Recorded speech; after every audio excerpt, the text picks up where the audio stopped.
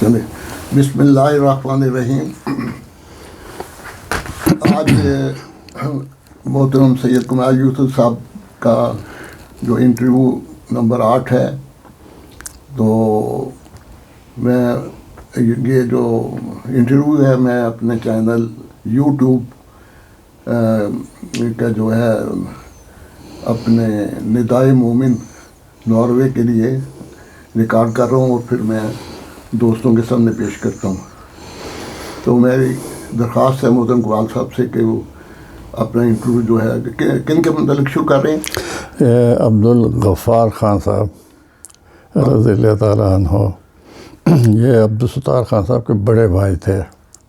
ٹھیک ہے، شروع کرتے ہیں پھر. السلام علیکم ورحمۃ اللہ وبرکاتہ. بسم اللہ الرحمن الرحیم. حضرت عبداللطیف شہید رضی اللہ تعالیٰ عنہ کے متعلق ان کے جو قریب ترین رشتہ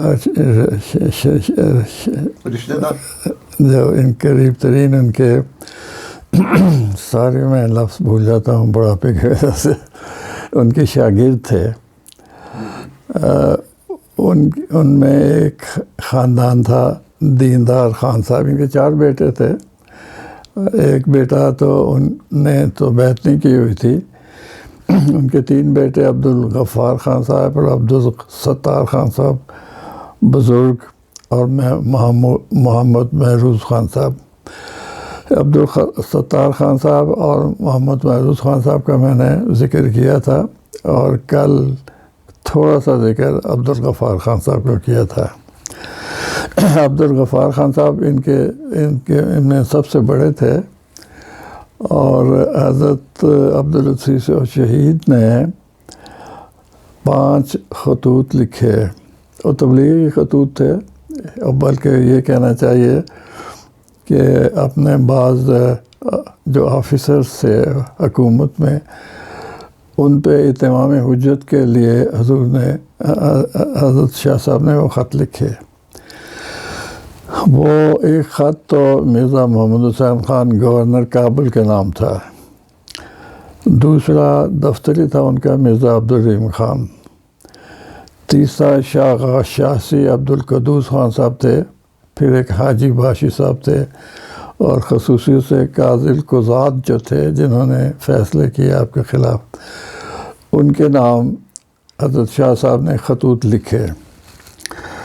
اور ان میں مضمون تو یہی تھا کہ میں نے حج پہ جانا تھا، لیکن راستے میں ایک ایسا شخص کہ اس زمانے میں امام الزمان ہے، حضرت مرزا غلام احمد صاحب قادیانی علیہ الصلوۃ والسلام، میں ان کو چلا گیا، اور پھر مجھے ان کی صداقت آئی، مجھے سمجھ آ گئی، اور میں ان کے مباحث میں شامل ہو گیا ہوں. تو یہ خط حضرت شاہ صاحب نے کسی شخص کو دیے اور کہا کہ اس کو خوست میں جا کے فرداً اس کو تقسیم کر دو. اس شخص نے، اس کا نام تو غالباً کہیں ذکر نہیں ہوگا لیکن میرے علم میں نہیں ہے، اس نے کہا کہ ہاں شاہ صاحب وہ بڑی سخت سردی ہے، میں ذرا کپڑے لے لوں، یہ کر لوں وہ کر لوں. اس کے اس کہنے پہ حضرت شاہ صاحب سخت ناراض ہو گئے کہ نہیں، تم اس قابل نہیں ہو یہ کام کر سکو، تم خط واپس کر دو. اور اسی عرصے میں عبدالغفار خان صاحب نے شاہ صاحب کی خدمت میں عرض کی کہ میں شاہ صاحب میں یہ کام کر سکتا ہوں، آپ مجھے دے دیں. اور حضرت شاہ صاحب نے عبدالغفار خان صاحب کو 5 کی خط دے دیے، اور وہ اسی وقت شدید سردی میں کابل چلے گئے اور تقسیم کیا، اور ہر شخص کو کہا کہ جی آپ کا جو جواب ہے وہ آپ لکھتے ہیں تو میں حضرت شاہ صاحب کے خدمت میں پیش کر دوں گا. لیکن ان تینوں لوگوں میں سے کسی نے جواب نہیں دیا. اس سے حضرت شاہ صاحب کو پتہ لگ گیا کہ میں اب ہوگا کیا. یعنی ان کو پتہ لگ گیا تھا کہ اب یہ مجھے بلائیں گے، اور پھر جو بھی ابتلا آئے گا ذہنی لحاظ سے حضرت شاہ صاحب اس کو تیار ہو گئے تھے. تو عبدالغفار خان صاحب نے یہ کام کیا اور حضرت شاہ صاحب ان سے بہت خوش ہوئے کہ انہوں نے اتنا بڑا کام کیا ہے. بعد اس کے عبدالغفار خان، یہ جیسے میں نے کہا نا 3 بھائی تھے. عبدالستار خان صاحب بزرگ، انہوں نے شادی کی نہیں تھی، اور محمد محروز خان صاحب ان کی اہلیہ تھیں لیکن ان کی اولاد کوئی نہیں تھی. اولاد جو چلی پھر عبدالغفار خان صاحب سے چلے. عبدالغفار خان صاحب جیسے میں پہلے بھی عرض کر دیا، ان کے ایک بیٹے عبداللہ خان صاحب تھے، اور وہ بھی قادیان چلے گئے حضرت صاحب کے زمانے میں، وہ صوفی صحابی تھے. پھر جب ہندوستان کا بٹوارا ہوا تو وہ قادیانی رہ گئے، اور درویشی کی حالت میں ان کو اللہ تعالیٰ نے اپنے وہاں بلا لیا اور بشتی مکے میں دفن ہے. ان کی دوسری بیٹی تھی عائشہ، نام میں بھول جاتا ہوں، میں عائشہ ہی تھا، عائشہ پٹھانی. پر یہ ان 2 بچوں سے پھر آگے ان کی نسل چلی. ان کی غلام رسول صاحب سے عائشہ کی شادی ہو گئی تھی، ان سے آگے نسل چلی. جو عبداللہ خان صاحب تھے ان کی 3 شادیاں ہیں، پہلے بیوی فوت ہو گئی، پھر دوسری فوت ہو گئی، پھر تیسری کی، تینوں سے ان کی اولاد تھی. یہ جو کتاب جہاں سے میں یہ مواد حاصل کیا ہے اس خاندان کا، یہ عبدالرحیم خان عادل مولوی فاضل نے ایک رسالہ لکھا ہے، عبدالرزاق خان افغان المعروف، عبدالستار خان المعروف، بزرگ صاحب آپ کا خاندان. یہ میرے خالو ہیں اور میری خالہ ناصرہ جنہوں نے مجھے بچپن ہی پالا ہے، تو آگے ان کی اولاد چلتی ہے. اب اس خاندان کا دوسرا جو تھوڑا بہت میں یہ کہتا ہوں کہ تفصیلی مجھے علم نہیں ہے. ہمارے استاد تھے سید ابوالحسن قدسی صاحب، اور احمد نگر میں ہم ان سے پڑھتے رہے ہیں. بہت ہی شریف و نفس تھے، ہر وقت مسکراتے. میرے خیال میں وہ باوجود اس کے کہ وہ پٹھان تھے، ان کو جلال میں نے کبھی نہیں دیکھا. اور ان کے بالمقابل ہمارے ایک اور استاد تھے، صحابی تو نہیں تھے، ان کا اجمن خان صاحب. اجمن خان صاحب جب جلال میں آتے تھے تو اللہ تعالیٰ کی مغفرت کرنی چاہیے، وہ ٹھیک ٹھاک پٹھان نظر آتے تھے، لیکن ابوالحسن قدسی صاحب بہت ہی پیارے تھے. اور کون سے استاد تھے آپ؟ میں بتا، اسی طرح ہمارے اس خاندانوں میں سے شہزاد خان صاحب، یہ پھر بن گئے تھے داماد ان کے غلام رسول خان صاحب شیر فروش کے. یہ بھی ہمارے استاد رہے تھوڑی دیر. ان کی اولاد بھی ربے میں بھی تھی، بعد میں پھیل گئی ہے، کچھ اس وقت انگلینڈ میں بھی ہے، دنیا میں بھی ہے. دوسرے حضرت شاہ صاحب کے صاحبزادے تھے سید طیب صاحب، پورا نام مجھے یاد نہیں ہے، لیکن ان دونوں کو، قدسی صاحب کو اور طیب صاحب کو میں نے دیکھا ہوا ہے. طیب صاحب غالباً امامت بھی کراتے تھے، یہ جو مسجد شہیدی کہلاتے دراصل شمالی کی مسجد. ہاں جی.